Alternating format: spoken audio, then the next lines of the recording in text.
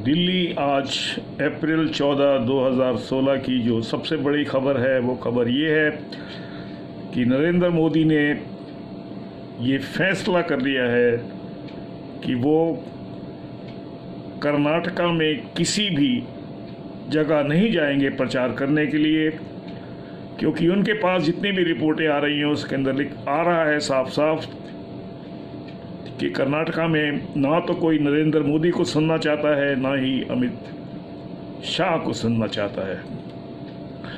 इस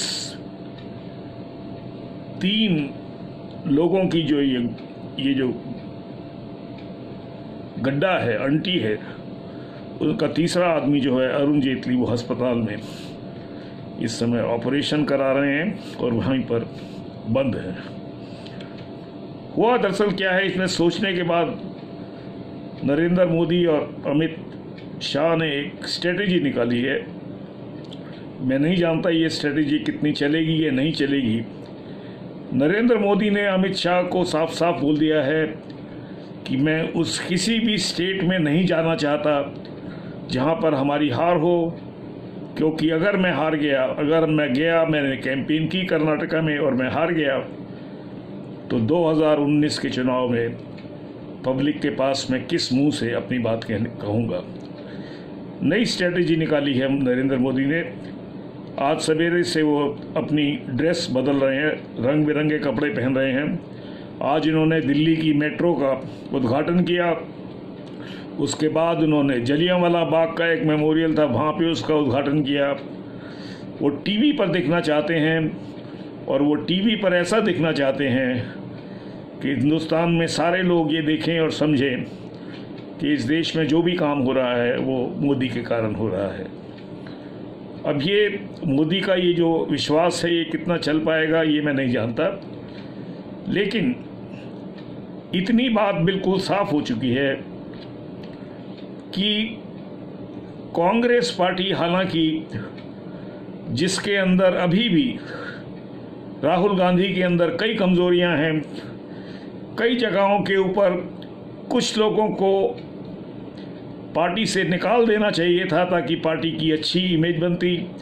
पार्टी के अंदर ऐसे ऐसे लोगों को लाना था जिनकी इमेज अच्छी है ताकि लोग सोचते कि कांग्रेस पार्टी कुछ कर रही है।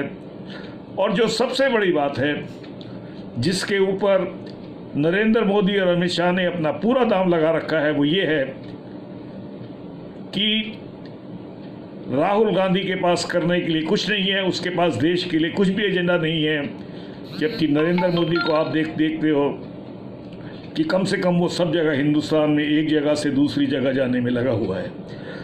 इसके पीछे दरअसल हुआ क्या कि बीजेपी ने या नरेंद्र मोदी ने एक गलत कैलकुलेशन की। 2011 का जो सेंसस हुआ था, मैं उसको ज़रा कुछ खबर आपको पढ़ के बता दूं। 2011 में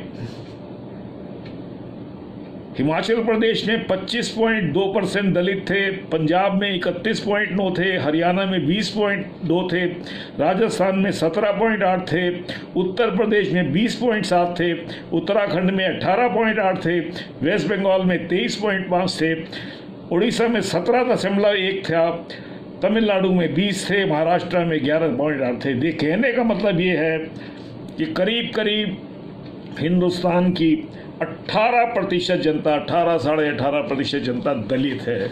ये दलित वो लोग हैं जिनको हम लोग अछूत मानते हैं, जिसके बारे में कहा जाता है कि अगर इनको कोई किसी ने छुआ तो आप जो हैं वो हो जाएंगे, आप एक मतलब एक पोल्यूटेड हो जाएंगे। कोई आपके साथ खाना नहीं खाता, कोई आपको घर नहीं बुलाता या बुलाता भी हो, लेकिन ये दलित इस बारे में रहते हैं। और ये दलितों के साथ ये बहुत ही बड़ा अत्याचार हुआ है।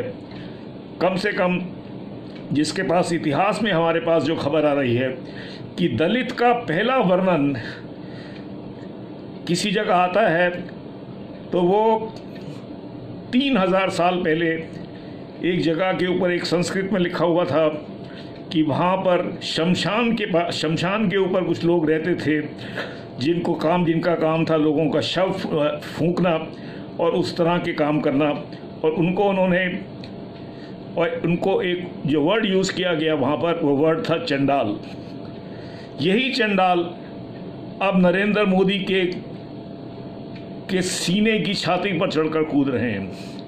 पिछले दिनों जो इतनी बसें जली, आपने देखा वायलेंस हुआ, वो वायलेंस जो इतना ज़्यादा हुआ उसका एक बहुत बड़ा कारण था।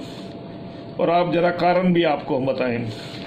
कारण अगर आप देखेंगे कि सबसे ज़्यादा अत्याचार पिछले 4 सालों में जहाँ हुआ, उस जगह का नाम है हिंदी हार्टलैंड।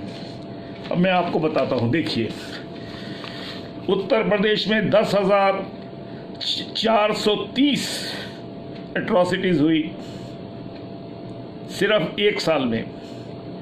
राजस्थान में 6,329 एट्रॉसिटीज़ हुई, बिहार में 5,726 हुई, मध्य प्रदेश में 6,745 हुई, आंध्र प्रदेश में 2,740, उड़ीसा में 2,477, कर्नाटक में 2,237 और महाराष्ट्र में 2,139।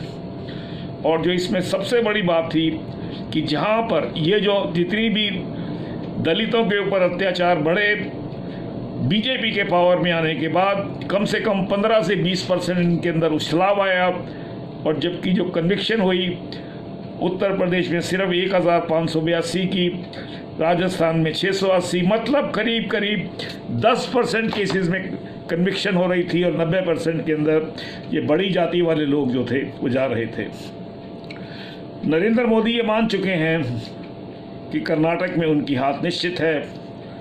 और अगर नरेंद्र मोदी में थोड़ी भी बहुत समझ है तो उनको ये भी मालूम है कि राजस्थान और मध्य प्रदेश में भी उनकी हार निश्चित है। राजस्थान और मध्य प्रदेश में इसलिए हारेगी बीजेपी, दलितों के कारण एक कारण होगा। दूसरा जो सबसे बड़ा कारण होगा वो ये होगा कि सबसे ज़्यादा करप्शन मध्य प्रदेश में पिछले 15 साल से लगातार शिवराज चौहान के अंदर खुलेआम करप्शन चल रही है। वही हाल वसुंधरा राजे की राजस्थान में हो रही है। लेकिन उसके अंदर अब एक जगह राजीव गांधी फंस गए हैं, राहुल गांधी फंस गए हैं। ये पक्की बात है कि तीनों स्टेट्स में, कर्नाटका हो, मध्य प्रदेश हो, राजस्थान हो और फिर उसके बाद चौथी जो है छत्तीसगढ़ हो, यहाँ पर बीजेपी की हो सकता है हार होगी, निश्चित है हार। लेकिन 2019 का चुनाव राहुल गांधी किस चेहरे से लड़ेंगे? अभी तक राहुल के जितने एडवाइजर्स हैं वो कोई भी ऐसा मैनिफेस्टो, कोई भी ऐसा प्रोग्राम, कोई भी ऐसी बात बनाकर नहीं निकले हैं जिससे 2019 का चुनाव वो जीत सके। यही एक सबसे बड़ी समस्या है। लेकिन आप देखेंगे कि मोदी ने अपनी हार मान ली है।